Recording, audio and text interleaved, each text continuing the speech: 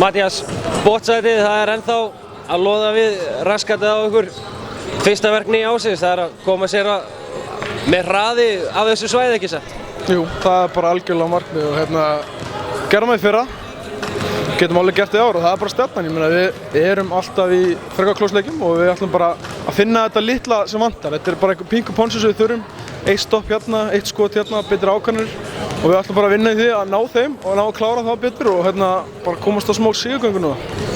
Fá sig 114 stig á heimavelli, menn þurfu ekkert að vera stjarnælisfræðingar til að átta sig á því að það þarf að slípa til varnarleikin, ekki satt? Jú, það er bara hárrétt. Þetta er svekkjandi út að varnarleikurinn er búinn að vera góður seinustu 5-6 leiki, við byrjum frekar slakt.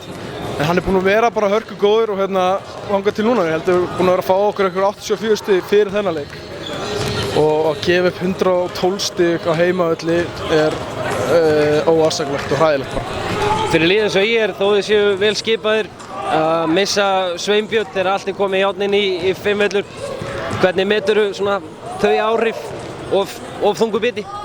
Það er bara alltaf þungu biti. Þeir sem hafa fylgst með körubolta í seinustu ár hafa vita að Sveinbjörn er með betur leikmann deildarinnar og hann er svona X-faktor í öllum liðum. Hann er með baráttu, hann spila vörn, hann skoraði 4 stig núna og var samt ótrúlega mikilvægur og er það alltaf og það er bara skelfilegt að missa hann til auðvitað og það er bara dálítið við þurfum bara að hafa hann inni í 36 mínútur í leik, það er bara þannig og það sjálfur bara að passa að fá ekki með fleiri villu næst, þannig svona smá hörku tól.